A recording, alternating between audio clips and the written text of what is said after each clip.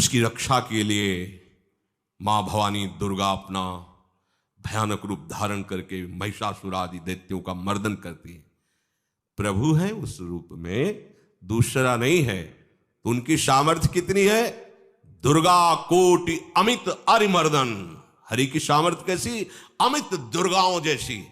1 करोड़ अरब नहीं, अमित दुर्गाओं जैसी दुष्टों का मर्दन करने की सामर्थ्य। अमित था नहीं कि कितनी सामर्थ्य है। एक दुर्गा रूप में जब हरि प्रकाशित होते हैं तो त्रिभुवन में कोई सामने खड़ा होने वाला नहीं होता। मां भवानी जिस समय अपने स्वरूप में आती, किसी की ताकत नहीं है। ये शुंभ निशुंभ इतने बलवान दैत्य थे, त्रिभुवन में कोई इनका बाल बांका भी नहीं कर सकता था। स्मरण किया समस्त देवताओं ने तो भगवान से ही शक्ति का प्रादुर्भाव हुआ। इतना सुंदर रूप मां भगवती का। शुंभ निशुंभ के पार्षद घूमते रहते थे, उन्होंने देखा, जाके बताया कि आपके महल में जितनी सुंदरियां उसकी दासी बनने योग्य भी नहीं है, ऐसी सुंदरी का हमने दर्शन किया। बोले मेरा जाके परिचय बताओ। बोले ऐसा नहीं लगता कि आपके परिचय बताने से केवल आ जाएंगी। तो उनका अगर ऐसा नहीं तो केश कर्षण निर्धूता गौरवा मां गरिष्यति, उसके गौरव को धूल में मिलाते हुए बाल पकड़कर घसीट कर हमारे पास लाओ। मार्कंडेय पुराण। उनके पार्षद गए और बताया हमारे मालिक शुंभ निशुंभ है, उनका आदेश है कि आप महल में चलो और आदर सहित, अगर आप ऐसा ना करती हैं तो मैं आपका निरादर करते हुए बाल पकड़कर घसीटते हुए ले जाऊंगा।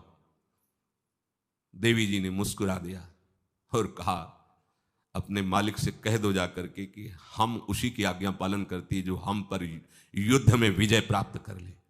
वो जाके बोले हाँ वो तो मतवाले, त्रिभुवन में कोई जोड़ ही नहीं था।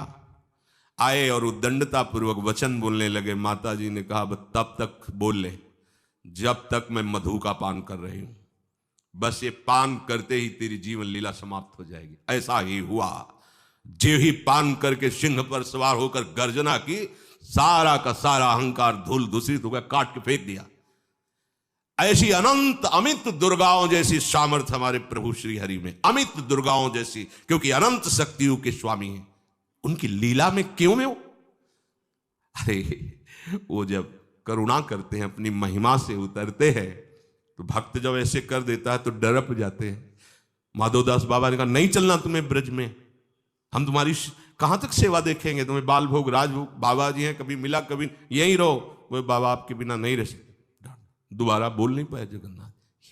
ये सुन करके हृदय बलिहार होता है। ओ ऐसे सामर्थ्यशाली प्रभु अपने भक्त के प्रेम प्रणय पर भी कितना डरते हैं। ये भक्त नाच पड़ता है। ये कुतर्क की, संशय की वृत्ति यहां प्रवेश नहीं करती। दुर्गा कोटि अमित अरिमर्दन। अमित गिनती नहीं ऐसी अनंत दुर्गाओं जैसी शक्ति हमारे प्रभु में विराजमान है। शक्र कोटि सत सरिष विलासा। आहा, अरबों इंद्र जैसा विलास प्रभु में। अरबों, एक इंद्र त्रिभुवनपति है, अरबों इंद्र के समान प्रभु का ऐश्वर्य है। और नव शत कोटि अमित अवकाशा, जिस एक आकाश के लिए गरुड़ जी से कह रहे हैं कि मच्छर से लेकर आप तक उड़ते हुए पार पाए, बोले ऐसे अरबों आकाश के समान अवकाश है प्रभु में। मरुत कोटि सत विपुल बल, रवि सत कोटि प्रकाश, शशि सत कोटि सुशीतल, समन सकल भव त्रास। अरबों अरबों पवन के समान महान बल है। अगर त्रिभुवन में कोई बल है तो पवन में बल है, वायु बल। बड़े बलवान देव, बल में इनके समान कोई नहीं। इन्हीं के अंश से प्रकट होते पवन पुत्र हनुमान, और इन्हीं के अंश से प्रकट होते पवन पुत्र भीम। बेजोड़ बलशाली महात्मा दोनों। महात्मा बेजोड़ बलशाली। जेगिर चरण दे हनुमंता, चले उसोगा पाताल तुरंता। जिमि अमोघ रघुपति कर बाना, यही भांति चले हनु। किलकार दे तो राक्षसियों के गर्भ गिर जाते थे। ऐसे महान बली हनुमान जी। और भीम का क्या कहना है? जब ये देव पुष्प उड़ करके आया और द्रौपदी जी को दिया गया, तो द्रौपदी जी ने कहा इसका जोड़ होना चाहिए इस पुष्प का। सबसे कहा पर किसी ने नहीं सुना। भीम ने कहा कहीं भी मिलेगा मैं इससे लाएंगे।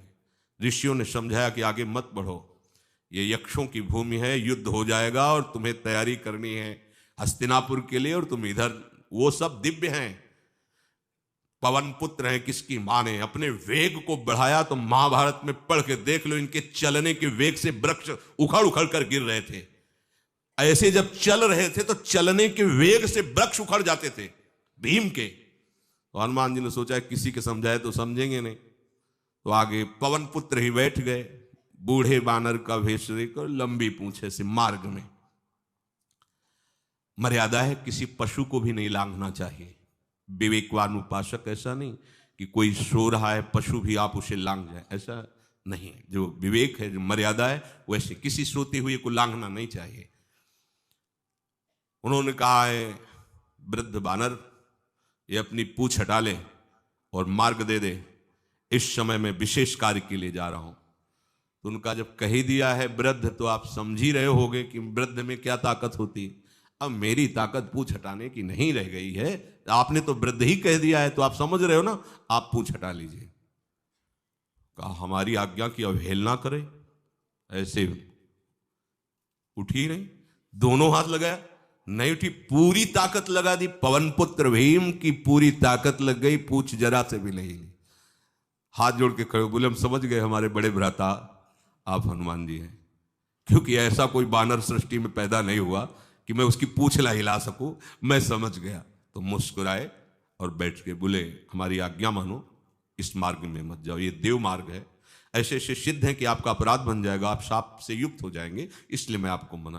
बोले प्रभु जब आप कृपा करके आए हो तो हमें वो रूप दिखा दो जो लंका में आपने रूप दिखाया। बोले मत उस बात की चर्चा करो, रहने दो। बोले प्रभु एक बार देखना चाहता हूं कि मेरा बड़ा भाई कितना बलवान है। हनुमान जी ने कहा फिर देख लो। कनक भूधराकार शरीरा, समर भयंकर अति बल, कांप गए। भीम जी हाथ जोड़ बोले भैया नीचे। स्वर्णिम कांति, वो भयानक उनका रुद्र रूप, कांप गए, भीम कांप गए। वायु में अगर बल में देखा जाए तो सबसे ज्यादा वायु बलवान है। भगवान कैसे है? मरुत कोटि सत विपुल बल, अरबों वायु जैसी महान ताकत हमारे प्रभु में है, संशय नहीं। वो अगर छोटी सी कार्य के लिए सहयोग लेते हैं, ए उठवा दो, ऐसा कर, भक्तों के साथ वो विनोद करते, लीला करते हैं, नहीं उनमें बल कितना है। ऐसे पवन पुत्र हनुमान जिनके चरणों को ऐसे गोद में लिए रहते हैं। एक उपनिषद में चरित्र आता है कि असुरों पर विजय प्राप्त करने के कारण देवताओं को गर्व हो गया और सभा में नृत्य गान चल रहा था। भगवान जब किसी पे गर्व करते हुए देखते हैं तो उनको अच्छा नहीं लगता। फिर सृष्टि के विधान के प्रधान अधिकारी जब देवतागण और देवराज इंद्र और उन्मत्तता, विजयश्री में उन्मत्तता आ जाती है, तो भगवान ने एक यक्ष का रूप धारण किया और सभा के प्रधान द्वार पर दिखाई दिए। देवराज इंद्र ने कहा कि पता लगाओ ये कौन है, बिना आज्ञा के, बिना सूचना के कैसे आ गया है, क्योंकि त्रिभुवनपति है ना। अग्नि देवता ने कहा मैं जाता हूं, पता लगा के आता हूं, क्योंकि किसी बलवान का परिचय पूछने के लिए निर्बल को नहीं भेजा जाता। अग्निदेव गए और कहा आप अपना परिचय दीजिए, कौन हो और यहां कैसे आए हो। तो उनका परिचय लेने के पहले हम आपका परिचय जानना चाहते हैं, आप कौन हो। तो उन्होंने कहा कि मैं अग्निदेव हूं, सामर्थ्य आपकी, त्रिभुवन को उपले की तरह भस्म कर सकता हूं। मैं समस्त प्राणियों के उदर में बैठकर अन्न और जल का पचाकर जीवन दान देता हूं, जीवन पोषण करता हूं। अच्छा, एक तिनका फेंका, हम तुम्हारी बात तभी प्रमाणित, ये उपनिषद की बात, हम तुम्हारी बात तभी प्रमाणित मानेंगे जब तुम इस तिनके को जला दोगे। अब कोई अग्नि देवता से तिनका जलाने की बात कहे, सहज में दृष्टि डाली, कुछ नहीं हुआ, पूरा पावर लगा दिया। यक्ष जी ने मुस्कुरा कर कहा तुम तो कहते थे पूरे त्रिभुवन को उपले की तरह जला दूंगा, अब ग्रीवा झुकाई पहुंचे। देवराज इंद्र ने कहा कौन है? बोले असमर्थ रहा उनका परिचय जानने में, वायु देवता। आप अपना परिचय बताइए। तो आप अपना परिचय जो आए हो तो हमें पहले बताओ, तब हम अपना परिचय दें। तो उनका मैं महान देव वायु हूं। बल आपका, संपूर्ण जीवों का जीवन हूं। अगर मैं रुक जाऊं तो एक भी क्षण सृष्टि टिक नहीं सकती, क्योंकि सब वायु से जीवित है। और मैं पूरे ब्रह्मांडों को तिनके से उड़ा सकता हूं। ये तिनका है, उड़ाओ।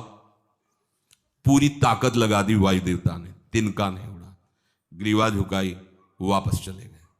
अब देवराज इंद्र उठे, जे ही नजदीक पहुंचे यक्ष अंतर्धान हो गए और देखा साक्षात ब्रह्म विद्या दूर से मूर्तिमान ब्रह्म, और डांट लगाई कि तुम उनसे संभाषण करने योग्य भी नहीं हो, क्योंकि तुम सबसे बड़े सिंहासन पर बैठे हो और अहंकार करते हो। तुम्हारे देवता सब सामर्थ्यहीन है, एक तिनका भी अग्नि नहीं जला सका, एक तिनका भी वायु नहीं उड़ा सका। अरे जिनकी शक्ति से शक्तिमान वो भगवान स्वयं आए हुए थे, कांप गए देव। अहंकार मत करो, जाओ। भगवान के बल से तुम विजयी हुए, देवताओं के बल से नहीं। देवताओं में जो शक्ति है वो उन्हीं के अंश से आई हुई है। अरबों वायु के समान महान बलशाली हमारे श्री हरि, अरबों सूर्यों के समान उनका प्रकाश, अरबों सूर्यों के समान प्रकाश, अरबों चंद्रमाओं के समान सुशीतलता, समस्त भयों और दुखों का नाश करने वाले प्रभु श्री हरि। काल कोटि सत सरिसती, दुस्तर दुर्ग दुरंत, धूम के तु सत कोटिशम, दुराधरस भगवंत। अरबों कालों की सामर्थ्य, अरब नहीं अरबों कालों की सामर्थ्य भगवान, एक काल अनंत ब्रह्मांडों में तांडव मचाए रखा है। अरबों काल अमित बलशाली, अत्यंत दुस्तर दुर्गम दुरांत। कौन? प्रभु श्री हरि। अरबों धूमकेतुओं के समान अत्यंत प्रबल सामर्थ्यशाली प्रभु, अगाध सत कोटि पताला, शमन कोटि सत सरिष कराला, तीरथ अमित कोटि सम पावन, नाम अखिल अघ पूग नशावन। कितने अथाह हैं प्रभु? बोले अरबों पाताल से भी बढ़कर, अरबों पाताल से भी बढ़कर गहरे हैं, कोई था नहीं पा सकता। कितने भयानक हैं? अरबों यमराजों से भी ज्यादा भयानक प्रभु श्री हरि हैं। अनंत कोटि तीर्थों को भी पावन करने वाले परम पवित्र जिनके श्री चरण है वो तीर्थपाद श्री हरि हैं। अनंत तीर्थों की उनका नाम ही संपूर्ण विश्व के पाप समूहों का नाश करने में समर्थ है। हिमगिरि कोटि अचल रघुवीरा, सिंधु कोटि सत समगंभीरा, कामधेनु सम कोटि। आहा, देखो अब किसके सामने तुम्हें हाथ पसारने की जरूरत है? समझो, अगर अपने प्रभु को जान जाओगे, समझ जाओगे, तो फिर कहीं इधर उधर झांकने की जरूरत नहीं, किसी के सहयोग की जरूरत नहीं। कैसे प्रभु? ऐसे वो स्थिर हैं कि जैसे तूफान चल रहा और हिमालय का आश्रय ले लो तो डरने की जरूरत नहीं, कोई भी तूफान हिमालय को उखाड़ नहीं सकता। ऐसे ही कह रहे हैं, अरबों हिमालयों जैसी स्थिरता प्रभु श्री हरि में है। अरबों समुद्रों के समान गंभीर है। कामधेनु सत कोटि समाना, सकल काम दायक भगवाना, सारद कोटि अमित चतुराई, विधि सत कोटि सृष्टि निपुनाई, विष्णु कोटि सम पालन करता, रुद्र कोटि सत सम संघरता। अरबों कामधेनुओं के समान प्रभु श्री हरि हैं। एक कामधेनु मिल जाए तो निहाल हो जाए, है हमारे श्री हरि कैसे अरबों कामधेनुओं के समान है। इच्छित कामनाओं की पूर्ति कर दे उसे कामधेनु कहते हैं। प्रभु में कितनी चतुरता है, अनंत कोटि सरस्वतियों की एक सरस्वती ब्रह्मांडों का संचालन करती है, बुद्धि के अधिष्ठात्र देवी हैं। यहां क्या हमारे श्री हरि अनंत कोटि सरस्वतियों की चतुराई समाई हुई है। अरबों ब्रह्माओं के समान सृष्टि रचने में समर्थ। एक ब्रह्मा प्रकट कर दिया, ये वैभव प्रकट हो गया। अरबों ब्रह्माओं जैसी सामर्थ सृष्टि रचना की प्रभु में है। आहा। और अरबों विष्णुओं के समान पालन करने की सामर्थ प्रभु में है। अरबों शंकर के समान संहार करने की सामर्थ्य प्रभु में है। धनद कोटि सत सम धन वाना, माया कोटि प्रपंच निधाना, भार धरन सत कोटि अहिसा, निरवधि निरूपम प्रभु जगदीसा। अरबों कुबेरों के समान धनवान है, अरबों मायाओं के समान सृष्टि करने में सामर्थ्यशाली है, अरबों शेष भगवान के समान अनंत भार उठाने में समर्थ है। जगदीश्वर प्रभु श्री हरि की कोई उपमा कोई सीमा नहीं है, ये उपमा रहित और सीमा रहित है। निरुपम न उपमा आन राम समान, राम निगम कहे, जिम कोटि सत खद्योत समु, रवि कहत अति लघुताल है। यही भांति निज निज मति विलास, मुनीस हरि बखा नहीं, प्रभु भाव गाहक अति कृपालु, सप्रेम सुनि सुख मानहि, प्रभु भाव गाहक अति कृपालु, सप्रेम सुनि सुख मानहि। प्रभु श्री हरि उपमा